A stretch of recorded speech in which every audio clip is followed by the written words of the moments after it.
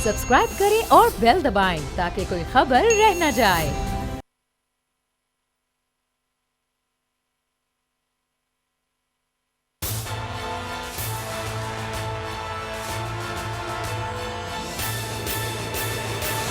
तज्जिया में मैं हूं लीना इलियास और मेरे साथ मौजूद हैं समी इब्राहिम और राना ताहिर साहब। आज के इस प्रोग्राम में हम डिस्कस करेंगे क्या शहबाज शरीफ साहब जो हैं वो भाग गए हैं, अगर वो भाग गए हैं तो जिम्मेदार कौन है, नवाज शरीफ साहब पर, उनकी सियासत पर और नून लीग पर इसका क्या असर होगा। जी समी साहब। बिस्मिल्लाहिर्रहमानिर्रहीम। अलीना, बड़ी स्टोरी है, ये डेवलपमेंट है, बड़ा नून लीग का जो मुस्तकबिल है उसके हवाले से भी सवाल है। और बड़ा सवाल ये आ गया कि अब जो सुप्रीम कोर्ट ऑफ पाकिस्तान जुम्मे वाले दिन नवाज शरीफ साहब की ज़मानत की दरख्वास्त पर गौर करेगी, जिसमें वो मुल्क से बाहर भी जाना चाहते हैं। तो अगर शहबाज शरीफ साहब चले गए और वो नहीं आ रहे और अब फिर नवाज शरीफ साहब को ये इजाज़त मिलनी चाहिए या नहीं, ये एक बड़ा सवाल होगा। ये पॉलिटिकल डेवलपमेंट है, इस पर हम बात करते हैं। इसके अलावा जो आज महमूद डैम का भी इफ्तिताह किया और वहाँ पर भी इमरान खान साहब ने भी स्पीच की है, वो भी एक बड़ी इंपॉर्टेंट डेवलपमेंट है। लेकिन आज मैं एक प्रोग्राम के शुरू में जो चीज़ डिस्कस करना चाहता हूँ वो आज एक बहुत बड़ा दिन था पाकिस्तान की मीडिया इंडस्ट्री के हवाले से। मीडिया बड़ा अहम रोल अदा करता है। आज पेमरा में बिड थी, वहाँ पे एंटरटेनमेंट के 27 चैनल की बिडिंग हुई, यानी उनके लाइसेंस बेचे गए। फिर रीजनल 12 चैनल की बिडिंग हुई और उसके साथ साथ न्यूज़ एंड करंट अफेयर्स के 8 चैनल्स की बिडिंग हुई। बहुत बड़ी बड़ी पार्टियां आई थी वहाँ पे और बड़ी भारी कीमत पर रीजनल और न्यूज़ चैनल बिके। उसका इम्पैक्ट क्या है और ये जो सारा प्रोसेस हो रहा था, तो उस वक्त बहुत सारे ताकतवर लोग पाकिस्तान में क्या कर रहे थे। एक तो आज ये बात फिर सामने आई कि मीडिया को जो चंद ख़ानदान जिनके बड़े बड़े चैनल हैं जो एडवर्टीज़मेंट को कंट्रोल करते हैं, आज उन्होंने कोशिश की कि किसी तरीके से पेमरा ये बिडिंग रोक दे। और बड़ा मुझे अफसोस हुआ ये जान के कि इसमें बहुत सारे हमारे जो आला हुकूमती ओहदेदारान हैं वो पेमरा को फ़ोन करते रहे, क्योंकि जी वो जियो वाले कह रहे हैं रोक दें, वो एक्सप्रेस वाले कह रहे हैं रोक दें, और भी पता नहीं कितने चैनल्स के मालकान के नाम के जी वो कह रहे हैं ये बिडिंग रोक दें। क्यों रोक दें बिडिंग?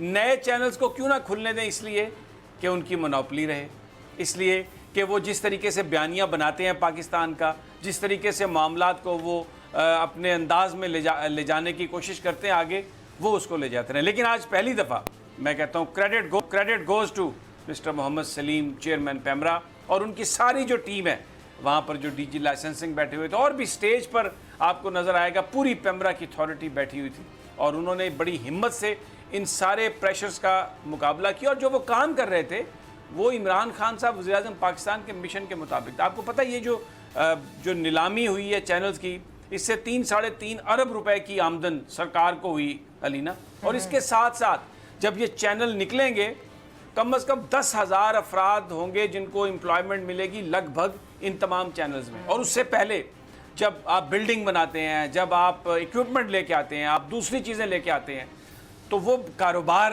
उससे होता है, लोगों को जॉब्स मिलती हैं, बिजनेस एक्टिविटी होती है। तो आज जो पेमरा का जो ये काम था बिल्कुल इंतहाई वज़ीर-ए-आज़म के विजन के मुताबिक था और बिल्कुल मीडिया को ओपन होना चाहिए।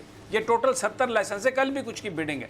अब देखें उसके बाद डीटीएच आने वाला है। तो आपका जो मीडिया है, अगर उसमें नए प्लेयर्स आएंगे, स्ट्रॉन्ग लोग आएंगे, तो उसको वेलकम कहना चाहिए। ये जो 70 साल से खून चूस रहे हैं, पहले अखबारों की सूरत में थे, अब चैनल की सूरत में बड़े बड़े मच्छर बन गए हैं, रात को डंग मार के पूरा खून चूस ले जाते हैं, डेंगू फैलाते हैं। तो अब इनको परेशानी हो गई। अच्छा, फवाद चौधरी साहब, वैसे तो अब उनकी मिनिस्ट्री बदल गई है, साइंस की मिनिस्ट्री है उनके पास, लेकिन आज उन्होंने इस सवाल से ट्वीट किया और उन्होंने कहा कि देखा, मैंने कहा था कि मीडिया में कोई बहरान नहीं है और अब देखें कितनी जो मुलाजमतें हैं वो आएंगी और लोगों के लिए आसानी होगी। This is what he said. अभी वो निकल नहीं रहे मिनिस्ट्री से। नहीं, वो कोशिश की थी ना हो। अब आप बेसिकली आपने उनके उस ट्वीट का जिक्र कर दिया, लेकिन एक्चुअली वो ये चाहते थे कि ये जो पेमरा है ये ख़त्म हो जाए, एक रेगुलेटरी अथॉरिटी बन जाए, और फिर उसके बाद वो बिडिंग करवाना चाहते थे। लेकिन वो उसमें बहुत सारी उनके अपने अज़ाइम थे कि वो क्या क्या उसमें करके किस किस को लाना चाहते थे। लेकिन आज जो लोग वहाँ पर बैठे, और मैं आपको बताऊँ चंद लोगों को मैंने देखा बड़े पैशन से उन्होंने बिडिंग की, हालांकि कीमत बहुत ज़्यादा लगी। 28-28.5 करोड़ में न्यूज़ के चैनल का लाइसेंस गया और रीजनल का भी 10 करोड़ से ज़्यादा, बड़ी गैर मामूली कीमत है। लेकिन लोग जो थे पैशन से काम कर रहे थे। इस मीडिया में कंट्रीब्यूट करना चाहते हैं, नए बिजनेसेस और ओपननेस होनी चाहिए। ये जो एक पीबीए की सूरत में बहुत कम लोग हैं जो वहाँ पर फैसला करते हैं, बाकी लोगों को वोट का भी इख्तियार नहीं, हालांकि सुप्रीम कोर्ट ऑफ पाकिस्तान इसको बिल्कुल डिक्लेयर कर चुकी है कि ये क्या है। लेकिन बहरहाल आज जो बड़े बड़े लोग हैं, जो हुकूमती लोग हैं, उन्होंने कोशिश की पेमरा को डराने धमकाने की, लेकिन पहली दफ़ा पेमरा जो है, पेमरा चेयरमैन और पेमरा के लोग जो हैं वो खड़े हुए एज ए रेगुलेटर और उन्होंने कहा कि जनाब ये छोड़ें आप, ये हम नहीं रोकेंगे, ये कानून के मुताबिक है। मेरी दुआ है कि खुदा करे कि रेटिंग के मामलात और जो दूसरे मामलात हैं उसमें भी पेमरा वाले बतौर रेगुलेटर इसी तरह कर रहे हैं काम, but we just want them to put their foot down ताकि इस मुल्क के लोगों को सही बयानियाँ मिले और ये जो ब्लैकमेलिंग करते हैं, दुश्मन का बयानियाँ लेके आते हैं, इनको कहीं लगाम डाली जा सके। बहरहाल ये एक बड़ा अच्छा ये आज था, तो मैंने कहा कि ये हमें जरूर जिक्र करना चाहिए क्योंकि शफाफ था। ये अमल सारे मीडिया के सामने हुआ और बिल्कुल शफाफ था। तो इनको तकलीफ समी साहब क्या है, क्यों लोग ये रखवाना चाहते थे नीलामी? असल मसला यही है जो आपने बात की कि ये कहते हैं कि एक घुटन का माहौल रहे। इनके नज़दीक आज़ादी सहाफ़त वो है जो चंद मालकान चाहें। आज जिस तरीके से लोगों ने, और ये देखें खोला था सारा मैदान पेमरा ने, मैं समझता हूँ कि इसका क्रेडिट आपने सही कहा कि चेयरमैन सलीम बेग साहब और उनकी पूरी टीम को जाता है, जिन्होंने पाकिस्तान में एक मिसाल कायम की। देखें उन्होंने पहले होता क्या था कि जब नीलामी होती थी कोई इस तरह की, पेमरा की तरफ से बड़े बड़े होटलों में तकरीबात होती थी, उन्होंने वो कफ़ायत शुआरी की मुहिम को भी सामने रखा, वज़ीर आज़म की को, और वहीं पे अपना ये तकरीब मुनक्कद की अपने दफ्तर में। और बड़ी हिम्मत से, मैं कहता हूँ बिल्कुल उन्होंने बड़ी हिम्मत से आज जो रेगुलेटर को काम करना चाहिए था वो किया और एक बिल्कुल एक ताज़ा हवा का झोंका पाकिस्तान की मीडिया इंडस्ट्री में, ताज़ा हवा नहीं बल्कि मैं कहूँगा ताज़ा अंधेरी आंधी आ गई है पूरी। अब ये इतने नए लोग आ गए हैं, सर आंधी जो है तबाही मचा देती है, हवाएं रह गई, आपकी बड़ी मेहरबानी है। सुनामी जो है वो जो खान साहब ने जिसका जिक्र किया था ना, वो एक और सेंस में किया था। तो मैं ये इस हवाले से कहता हूँ कि ये एक इतना तेज हवा जो आएगी और जो बिल्कुल जो पुराने मालकान और वो जो एक साजिशी, और वो मोनोपोली के आगे ना खड़े हो गए। सबसे बड़ी बात तो ये है कि बड़े-बड़े चैनल्स का आपने नाम लिया, इतना आसान नहीं होता। और फिर मीडिया के लिए नहीं वो खड़े हो जाएंगे, बड़े बहादुर लोग हैं। उसमें सियालकोट की पार्टी थी जिन्होंने एयरपोर्ट भी बनाया, अपनी एयरलाइन भी बनाई, टेलोन वाले थे, फिर उसमें सेंटोरस वाला सरदार ग्रुप थे, फिर उसमें एक वो ट्रिपल ए वाले थे, फिर उसमें क्लासिक इंटरटेनमेंट वाले भी थे, मुमताज़ सिटी वाले भी थे, 51 वाले भी थे, कंपनी वाले। तो ये इतने लोग थे वहाँ पर, इतने लोग थे और बड़े बड़े वो सॉलिड बिजनेसमैन, बड़ी बड़ी पार्टियाँ जो जिनको ये मालकान जो अभी दौलत के बलबोते पे जो चाहें कर दें वो नहीं कर सकेंगे उनके साथ। और ये एक पूरा ऐसा माहौल होगा जिसमें मीडिया वर्कर्स के लिए नौकरियां आएंगी और फिर उसके साथ साथ बयानियां भी नया आएगा, कंपटीशन होगा। अगर कोई झूठ बोलता है तो दूसरे उसे एक्सपोज करेंगे। और तरीके इंसाफ के बारे में तो ये कहा जा रहा था कि शायद ये मीडिया को कंट्रोल करेगी, लेकिन इसके बाद तो देखें कितना वाज़ेह हो गया। कंट्रोल करने की बात पे मैं जरा अपने कमेंट रिजर्व रखता हूँ क्योंकि आज बहरहाल मीटिंग रुकवाने की कोशिश की गई, लेकिन बहरहाल पेमरा ने बड़ा अच्छा काम किया और खुदा करे कि हुकूमत को भी होश के नाखून ले और आगे वो भी ठीक चले। अब आ जाए जो बड़ी स्टोरी है हमारी, अगर आप मुझे इजाज़त दे तो। शहबाज शरीफ साहब चले गए, हम सब ने देखा वहाँ पर बड़ी बड़ी दुकानों के आगे पीछे भाग रहे थे लाल लाल शूज़ पहन के, और उनसे पहले नून लीग के लोग कहते थे कि जी जाने की इजाज़त है, और जैसे ये हुकूमत से उतरे हैं तो अब ये बीमारियों से मर रहे हैं, बिल्कुल जैसे मुर्गियाँ जो है ना रानी खेत की बीमारी होती है ना, तो बिल्कुल इस तरह से ये तासुर देते हैं। लेकिन अब शहबाज शरीफ साहब ने किया क्या है, आज जो मुस्लिम लीग नून ने ऑफिशियल कम्युनिके किया है, जारी किया है, प्रेस रिलीज जारी किया है, उसमें इनडायरेक्टली ये बात उन्होंने कर दी है कि शहबाज शरीफ साहब ने पाकिस्तान वापस नहीं आना। ख्वाजा आसिफ पार्लिमानी लीडर होंगे और chairman public accounts committee Rana Tanveer साहब होंगे, और ये काम सारे नवाज शरीफ साहब की मुशावरत से किए गए हैं। सबसे पहला तो सवाल यह है कि सुप्रीम कोर्ट ने जिनको नाहल करार दे दिया पॉलिटिक्स से, उनके लिए इन्होंने जो मुशावरत की है उसकी लीगल कानूनी हैसियत क्या है, नंबर 1। दूसरी बात यह है कि ये कहते थे कि पब्लिक अकाउंट्स कमेटी का चेयरमैन अगर आपने शहबाज शरीफ को नहीं बनाया, लीडर ऑफ द अपोजिशन को, तो ये हाउस नहीं चलने देंगे और ये जो डेमोक्रेसी का जो चार्टर था उसकी खिलाफ वर्जी होगी।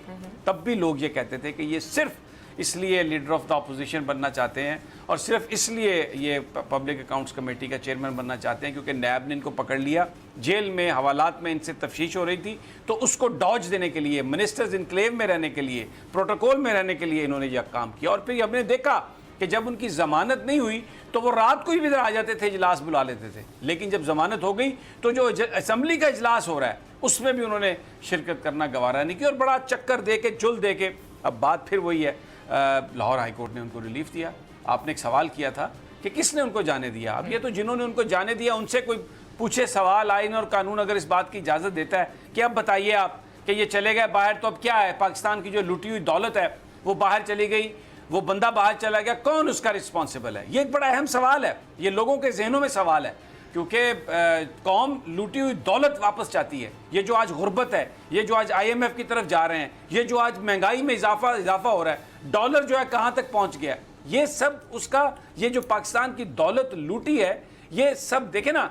मैं और आप और राना साहब हम सवेरे उठते हैं, हम जो चाय पीते हैं उस पर टैक्स अदा करते हैं, पेट्रोल डलवाते हैं जाके उस पर टैक्स अदा करते हैं, जहाँ कहीं टोल टैक्स देना आता है सड़क का वो टैक्स अदा करते हैं, बिजली का बिल अदा करते हैं, गैस का बिल अदा करते हैं। तो ये ख़जाना हम तो भर रहे हैं ना, खाली तो किसी और ने किया, खाली जिन्होंने किया वो हुक्मरान है, और जिन्होंने दुबई में घर बनाए, जिन्होंने लंदन में घर बनाए, तो आप उनसे पूछे ना जिन्होंने ख़जाना खाली किया। अब ख़जाना भरना है, खाली हो गया, उसका बोझ भी गरीब आवाम पर। गैस और बढ़ा दें जी, तेल और बढ़ा दें जी, बिजली और बढ़ा दें, GST और लगा दें। भाई गरीब आदमी तो दे रहा है ना यार, हम तो खजाने को दे रहे हैं। पाकिस्तान के किसी आदमी ने जो टैक्स देता है चीज़ें खरीदते वक्त, कभी उसमें कोताही बरती, कभी बिजली का बिल नहीं दिया हो, कभी गैस का बिल ना दिया हो, तो भाई हम पे क्यों डालते हो? ये जिन्होंने ये सब कुछ किया उन पे बोझ डालो ना भाई। तो ये इसका बड़ा गहरा ताल्लुक है। लोग ये सवाल करेंगे कि ऐसे चोर को क्यों जाने दिया बाहर आपने।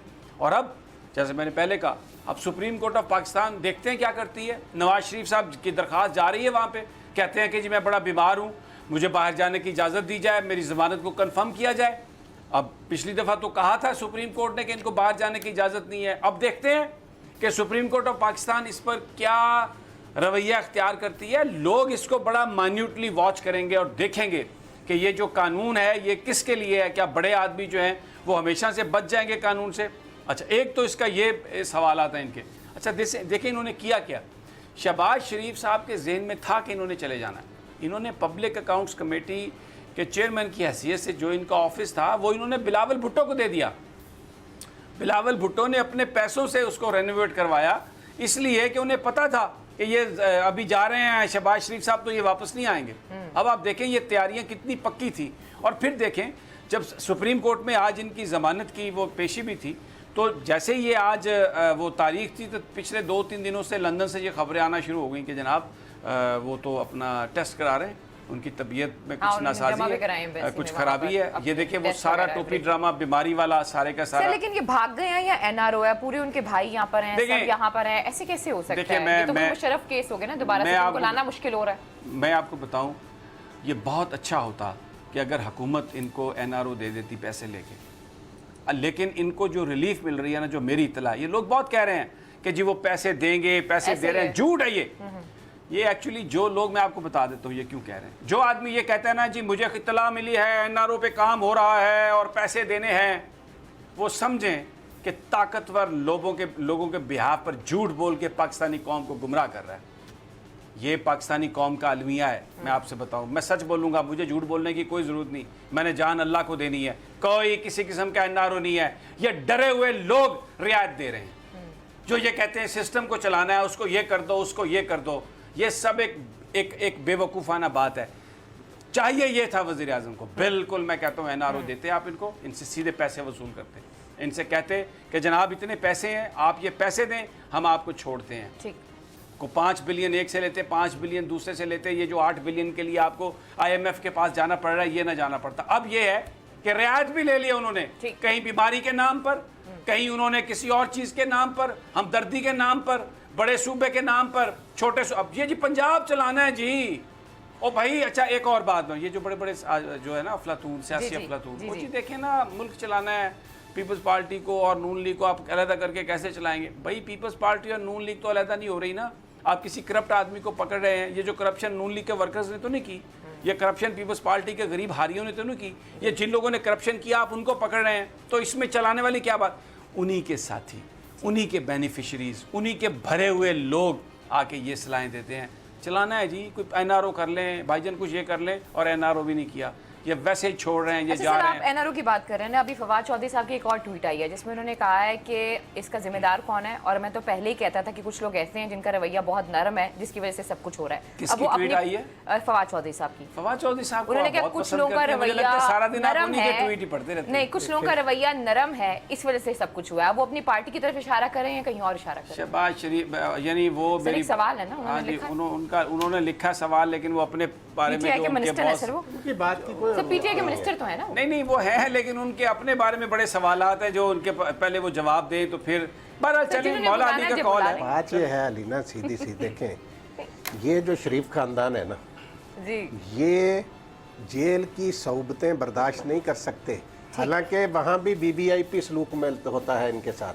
ये समी साहब ने सही लफ्ज़ इस्तेमाल किया, ये टोपी ड्रामा जो था सारा के अपोजिशन लीडर को पब्लिक अकाउंट्स कमेटी का चेयरमैन बनाया जाए, किस लिए था कि जी प्रोडक्शन आर्डर जारी होते रहे, रोज़ आके मिनिस्टर इनकलेब में बैठे रहें।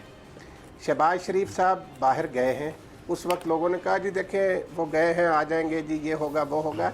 देखें इनका माजी इस बात का गवाह है कि ये लोग मुसीबत जेल की सौबत बर्दाश्त करने की सकत नहीं रखते। मुझे इजाज़त दें, मैं एक चीज़ आपको सुना दूँ ताकि आपको समझ आ जाए ये गया क्यों। जी, वज़ीर दाखिला नए बने ब्रिगेडियर इजाज़ शाह, हमने पहले ही कहा था कि इजाज़ शाह साहब की जो गुफ्तगू है ना उसकी ये ताब नहीं ला सकेंगे।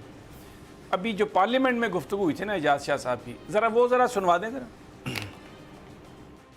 मैं ਤੁਹਾਡੀ ਸਾਰੀ ਕਸਰ ਕੱਢ ਦਿਆਂਗਾ, ਬੇਫਿਕਰ ਰਹੋ, ਮੈਂ ਤੁਹਾਡੀ ਸਾਰੀ ਕਸਰ ਕੱਢ ਦਿਆਂਗਾ, ਬੇਫਿਕਰ ਰਹੋ, ਮੈਂ ਤੁਹਾਡੀ ਸਾਰੀ ਕਸਰ ਕੱਢ ਦਿਆਂਗਾ, ਬੇਫਿਕਰ ਰਹੋ, ਮੈਂ ਤੁਹਾਡੀ ਸਾਰੀ ਕਸਰ ਕੱਢ ਦਿਆਂਗਾ, ਬੇਫਿਕਰ ਰਹੋ, मैं जी सर, सर वापस बुला पाएंगे, वापस ला पाएंगे? ये जो इजाज़ शाह साहब की गुफ्तगू है ना, ये इसको सिर्फ शहबाज शरीफ ही समझ सकते हैं, नवाज शरीफ साहब भी समझ सकते हैं, और नवाज शरीफ साहब भी समझ सकते हैं, बिलावल ज़रदारी साहब भी समझ सकते हैं, थोड़ी समझ उनको भी आएगी जी।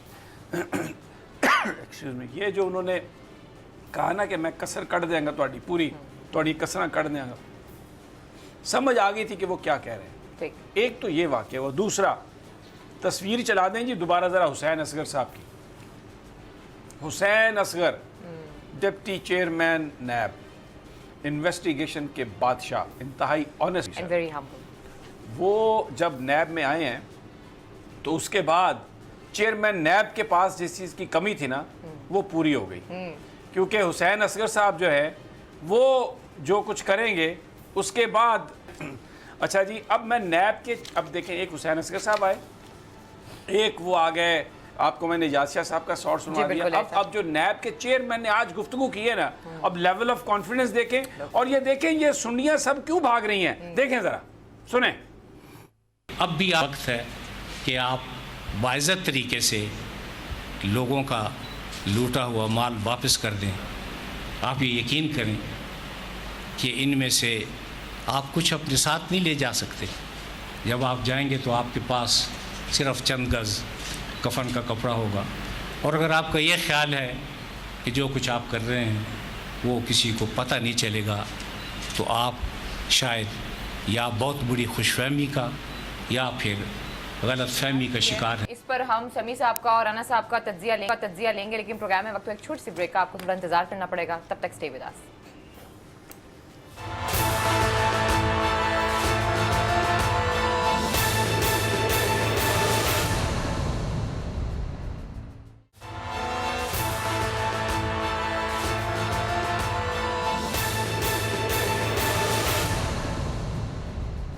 वेलकम बैक नाज़रीन, का फिर आपको खुश आमदीद कहते हैं। अच्छा समी साहब, एक तो साद रफ़ीक साहब और जावेद लतीफ़ साहब, इन्होंने बड़ी खड़ी बातें की हैं पार्टी के अंदर और सामने आ गए हैं पार्टी के, तो एक तरह पार्टी के अंदर अब आपको ग्रुप्स नज़र आ रहे हैं ख़त्म। मैं आपको कई दफ़ा पहले भी सुना चुका हूँ कि जब पिछली दफ़ा नवाज शरीफ साहब गिरफ्तार हुए थे तो पूरी सियासी जमातें उनके लिए तहरीक चला रही थी। नवाबजादा नसरुल्लाह खान उस तहरीक को लीड कर रहे थे, ARD। रातों रात माहिदा हुआ, और ये अपने वो कोई 22-23 संदूकों में अपने जेवरात, पैसे, अच्छे अच्छे कपड़े डाल के तो ये सऊदी अरब फुर हो गए। वीडियोस भी अब दूसरे दिन नवाबजादा नसरुल्लाह साहब ने एक प्रेस कॉन्फ्रेंस की, शाम में बड़े परेशान थे बेचारे, बड़े मरंज वो शख्सियत थी। तो सवाल हुआ कि जनाब ये क्या हो गया, तो उन्होंने ना यूँ हाथ जोड़े सहाफ़ियों के आगे, उन्होंने कहा भाई हम तो सियासतदान थे, सियासतदानों से डील करते थे, गलती हो गई, ये कारोबारी लोग थे, हम इन्हें समझ नहीं सके।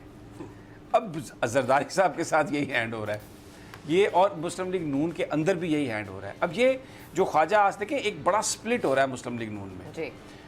अब आप इसको मरियम औरंगज़ेब साहबा जो मर्ज़ी इसको बयान करें, वो अपना और अपने उनके जो तबलची हैं वो जैसे मर्ज़ी उनका बयानिया लेके आएँ, पार्लिमानी लीडर ही पार्टी का लीडर होता है कौमी असम्बली में। तो ख्वाजा आसिफ साहब बुनियादी तौर पर वही पार्लिमानी लीडर वही लीड करेंगे। नून लीग को शहबाज शरीफ तो गए, रफू चक्कर हो गए। इस चीज़ ने मुस्लिम लीग नून के अंदर बड़ा सवाल खड़ा कर दिए हैं। अब ख्वाजा साद रफ़ीक ने ये कहा मैं पढ़ाऊँ, कोई पूछने वाला नहीं है, हम लोग तो इनके लिए आए मारे खाते हुए, वगरना हम भी डील कर लेते। तो बयानिया अब किसका है? एक नवाज शरीफ थे जो कहते थे ये चंद लोग ये क्या हमारी किस्मत का फैसला करेंगे। नून लीग ने ये जो इलेक्शन लड़ा था, ये लड़ा था अदलिया के ख़िलाफ़ और पाकिस्तान की फ़ौज के ख़िलाफ़। उसके बाद तो जो ऐसी चुप सादी है कि नवाज शरीफ बन गया पीर चुप शाह, और उनकी जो साहबजादी थी मरियम नवाज साहबा, वो उनकी सबसे बड़ी वो बन गई खलीफा इस पे, और ऐसी चुप साध लिया है। लोग अंदर हैं, लोग अपनी जगह पे परेशान हैं। अब पहले आज जो असल जुल्म किया इन्होंने ये कि जनाब ये मशावरत से हुआ है नवाज शरीफ साहब की, शहबाज शरीफ साहब को, यानी बाबूजी ने कहा शहबाज शरीफ साहब को कि आप वहाँ पे रहें, कोई मसला नहीं है, बस दुआ करो मेरी भी ज़मानत होवे तो मैं भी आ जावा।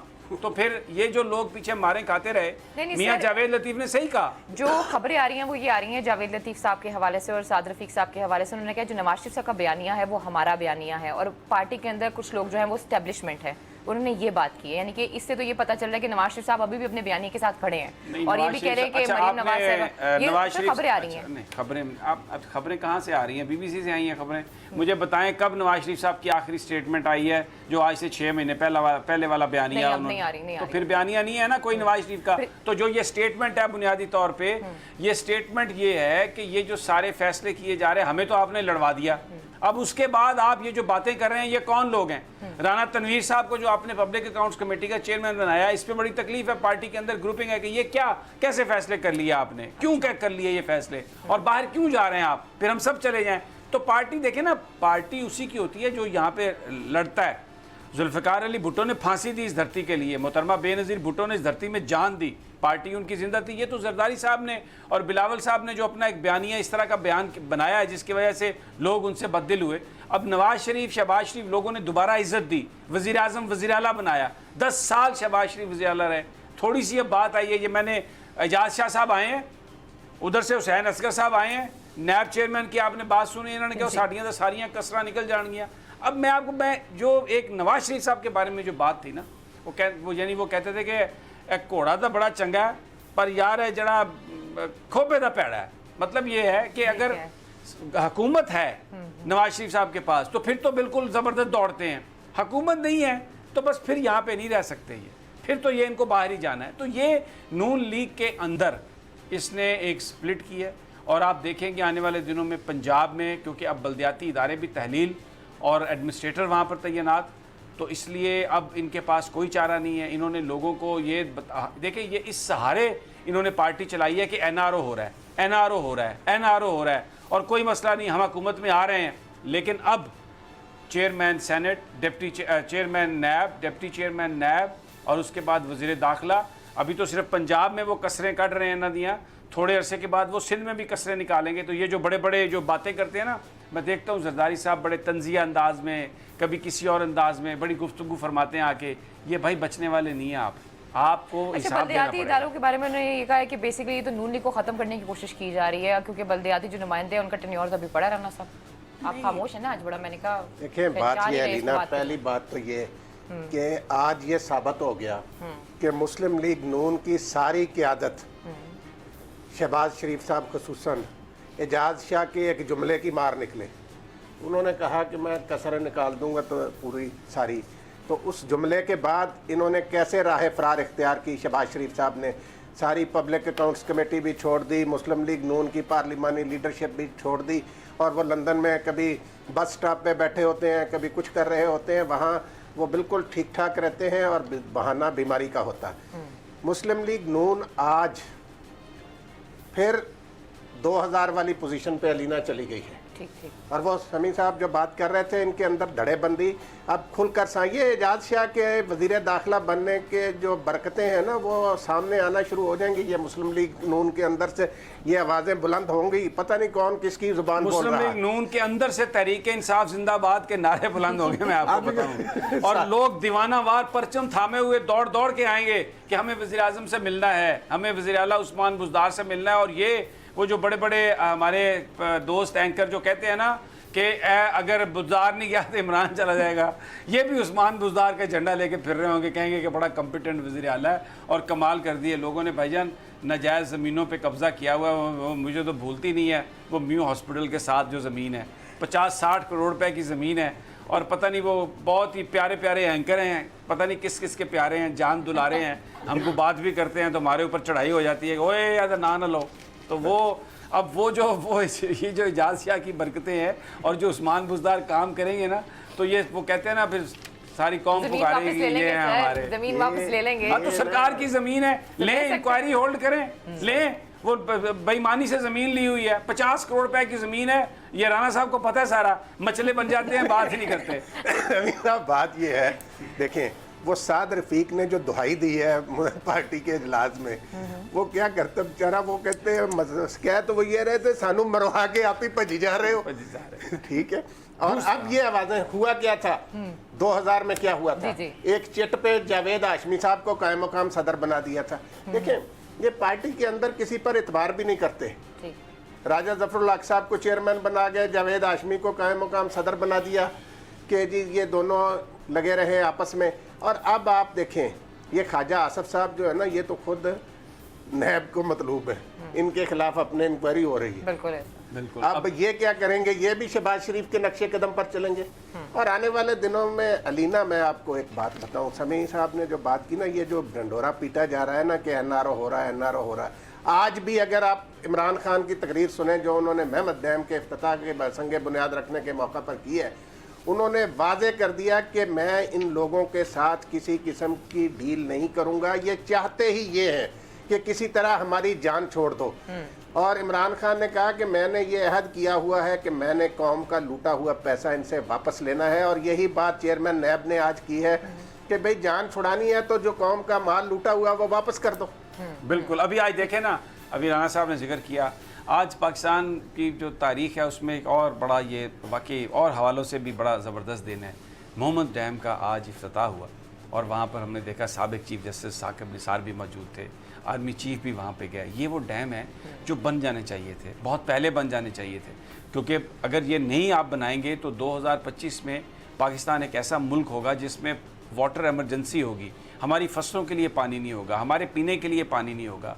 और इमरान खान ने बड़ा राइटली ये पॉइंट आउट किया कि डैम बनाना हुकूमतों का काम है, डैम बनाना कोई अदालत का काम नहीं है। लेकिन जब हुकूमतें अपना काम नहीं करेंगी तो किसी ना किसी को तो जो गैप फिल इन करना है। एंड क्रेडिट गोज टू साबिक चीफ जस्टिस साकिब निसार कि उन्होंने, मियाँ साकिब निसार ने उन इश्यूज़ पे हाथ डाला, उन्होंने हॉस्पिटल्स की बात की, उन्होंने स्कूल सिस्टम की बात की, ये जो मेडिकल कॉलेज की ज़्यादा फीसें थी, जो प्रोफेशनल कॉलेज की ज़्यादा फीसें थी, स्कूल के बच्चों की ज़्यादा फीसें थी, उनके फैसले उन्होंने किए। और जो बेईमानियाँ की जा रही थी, ये जो कब्ज़ा ग्रुप थे, लाहौर के लोग जानते हैं खोखर बरादरान क्या थे, किस तरीके से उनका जो कब्ज़ा ग्रुप है उसको तोड़ा, किस बहादुरी से उनको तोड़ा। और फिर डैम का इनिशिएटिव लिया, सुप्रीम कोर्ट ऑफ पाकिस्तान ने पहरा दिया। मैं साथ था साकिब निसार साहब के लंदन में, दिन रात वो काम कर रहे थे, सेहत उनकी ख़राब थी, हार्ट को उनकी प्रॉब्लम। फिर उसके बाद वो कनाडा गए, अब वो ऑस्ट्रेलिया जाने का सोच रहे हैं, वो अमेरिका जाने का सोच रहे हैं। और क्या मकसद है,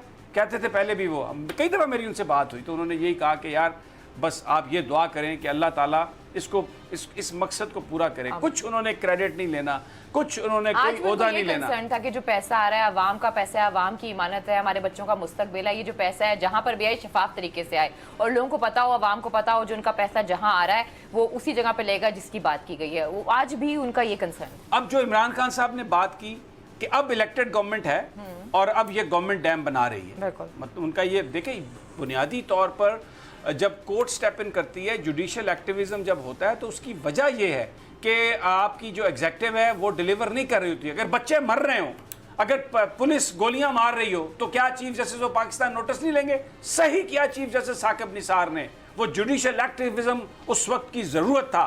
और मैं ये समझता हूं कि जो गरीबों को रिलीफ मिला वो साकिब निसार साहब ने रिलीफ दिलाया। उनके खिलाफ बहुत सारे लोग बोलते थे, नून लीग बहुत बोलती थी, पीपल्स पार्टी बहुत बोलती थी, तहरीक इंसाफ के कुछ लोग भी बोलते थे, लेकिन वो भी एक मर्द आहिन बतौर चीफ जस्टिस रुके नहीं और बिल्कुल डरे नहीं। तो आज अल्लाह ताला ने उनको भी इज्जत दी, प्राइम मिनिस्टर इमरान खान ने उनको एक्नॉलेज किया, उनको साथ लेके गए और ये बताया कि ये काम हुकूमतों का है और अब हुकूमत ये काम करेगी। तो bravo Imran Khan, this is what we need to ये बेसिकली सारा काम नून लीग का था। 2017 उन्होंने पूरा अपना वो बताया हुआ है, प्रोफाइल बताया हुआ है कि हमारे टाइम में इसका कॉन्ट्रैक्ट मिला और इसके अलावा 2017 में ये हुआ, 2018 में ये हुआ। उन्होंने हर अलीना देखें, नून लीग की जो हुकूमत है उन्होंने भी बहुत सारे अच्छे काम किए। मैं ये बिल्कुल मैं ऐसा नहीं कहता कि उन्होंने अच्छे काम नहीं किए होंगे, लेकिन जो एक कौम की डायरेक्शन तय करनी थी, देखे ना, आपने इतने ज़्यादा कर्जे ले लिए, आज ये जो सारा अजाब है ये किस चीज़ पे है? ये जो डॉलर की कीमत है, जो हम मजबूर है IMF के पास जाने के लिए, ये क्यों है? ये कर्जे अगर ना लिए होते, बॉन्ड जारी कर करके पैसे ले लेके मसनूई तरीके से डॉलर की प्राइस को रख के आने वाली गवर्नमेंट के लिए इतना बड़ा पहाड़, आप मुझे बताएं, ये जो गर्दिशी कर्जे हैं, ये जो बिजली पैदा करने वाले कारखाने हैं, तेल से चलते हैं, जो सब उन्हीं के फ्रंट मैन के हैं। तो इनको अगर 500 अरब रुपए कौम इनको देती है, इतना महंगा सब कुछ करती है, तो भाई कुछ तो इसको किसी ना किसी ने तो इसको सॉर्ट आउट करना। तो उनकी जो डायरेक्शन थी, जो कंट्री को दी उन्होंने, वो सही नहीं थी। अच्छा, इसाकदार साहब तो अभी भी कहते हैं मुझे बुला ले, मैं सारे कर्जे कुर्जे सारे ठीक कर दूंगा। पता नहीं वो क्यों कहते हैं, पता नहीं कौन सी उनके पास ऐसा जादू का चिराग है, अल्लाह दीन है, अल्लाह जानता है वो बहुत बड़ा ड्रामा है इसाकदार। मैं आपको बताऊं, मुंशी मनक्का जो है आके फेस करे ना, नैब का रेफरेंस जो है, अच्छा उधर में वो क्या बीमारी है, क्या कौन से अस्पताल में दाखिल है, ऐसी कौन सी बीमारी है कि वैसे समझ नहीं आती है। अक्सर वो हमें जॉगिंग करते हुए नजर आते हैं, दिल की बीमारी है। अब वो दिल की किस तरह की बीमारी है वो जानते हैं। कहती है कि कोई नहीं बीमारी ठीक ठाक। ये तो मारवी साहब बता सकती है, वो कहती है वो ठीक ठाक है, बीमारी है, दिल को बीमारी नहीं है, वैसे धड़का लगा रहता है। ठीक है जी। आज के प्रोग्राम से पहले कि कोर्ट नोटिस आया, आज के प्रोग्राम से हम तीनों को इजाजत दीजिए। अपना बहुत ख्याल रखिए, अल्लाह ने के बाद।